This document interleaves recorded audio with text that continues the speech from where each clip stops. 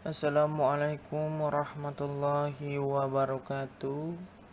Perkenalkan, nama saya Yoga Setia Bimantara, NIM 1711310026. Di sini saya akan membuat atau menjelaskan tentang perencanaan bisnis dan pesan bisnis, tugas akhir atau tugas UAS Ibu Popi Damayanti, MSI. Di sini ada beberapa hal yang saya sampaikan dan insya Allah akan bermanfaat.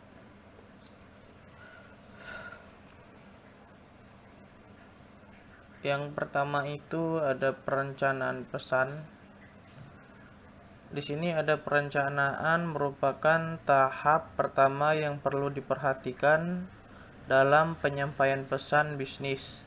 Pada fase perencanaan perlu memperhatikan beberapa hal yang penting mendasar dari suatu pesan yang ingin dikomunikasikan. Tahap penyusunan bisnis dimulai dengan tahap perencanaan pesan yang meliputi tahap berikut. Nah, di sini telah dituliskan ada beberapa hal penting mendasar dari suatu pesan. Nah, nanti akan disebutkan ada berapa dan apa saja, dan insya Allah akan dijelaskan. Nah, tahap penyusunan bisnis ini dimulai dengan tahap perencanaan pesan yang meliputi yang pertama itu ada penentuan tujuan. Nah, dalam penyampaian bisnis, setiap individu memiliki tujuan yang berbeda. Pesan bisnis sangat berperan dalam menciptakan citra perusahaan. Oleh karena itu, tujuan yang disampaikan harus jelas, terukur, serta tidak bertentangan dengan tujuan organisasi. Penentuan tujuan dilakukan untuk fokus terhadap isi menanggapi audiens. Nah, di sini penentuan tujuan itu maksudnya itu di setiap individu itu memiliki tujuan yang berbeda pada perusahaan atau kita bekerja sama dengan orang lain. Nah, setelah itu ada analisis audiens. Setelah maksud dari tujuan disampaikan dengan baik, tahapan selanjutnya adalah melakukan analisis audiens atau pembaca, yaitu tentang apa, siapa, kapan, dan bagaimana sebaiknya pesan-pesan bisnis tersebut disampaikan.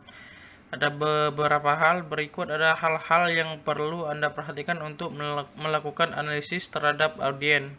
Yang pertama itu mengembangkan profil audiens, yang kedua mengenali penerimaan primer, yang ketiga menetapkan jumlah dan komposisi audiens, yang keempat mengukur tingkat pemahaman audiens, yang kelima memperkirakan reaksi penerima, yang keenam memenuhi kebutuhan informasi audiens, yang ketujuh memuaskan kebutuhan emosional.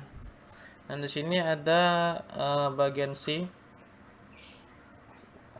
penentuan ide pokok.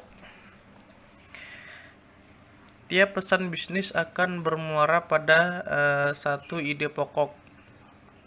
Ide pokok merupakan suatu yang menjadi pokok bahasa utama dalam menyampaikan pesan bisnis. Penentuan ide pokok memerlukan kreativitas dan dana pengalaman. Pendekatan yang dapat digunakan untuk menentukan ide pokok adalah sebagai berikut. Nah, yang pertama itu ada brainstorming, penentuan ide pokok dengan cara membiarkan pikiran mencari berbagai kemungkinan ide pokok secara bebas, sehingga ide yang diperoleh akan lebih bervariasi. Petunjuk atasan, penentuan ide pokok di mana pelaksanaan cenderung biasa ya. Nah, yang D ini terakhir ini pemilihan saluran dan media. Pemilihan saluran dan media.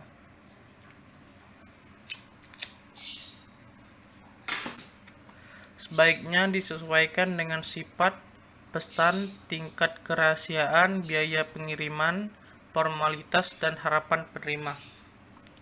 Nah, maksudnya itu kita itu harus menyiapkan segala sesuatu hal untuk memulai perencanaan bisnis atau pesan bisnis dalam media juga. Nah, maksudnya itu pemilihan saluran dan media sebaiknya disesuaikan dengan sifat pesan. Nah, di sini misalkan kita itu berbisnis, bisa disebut dengan berdagang, tidak hanya dengan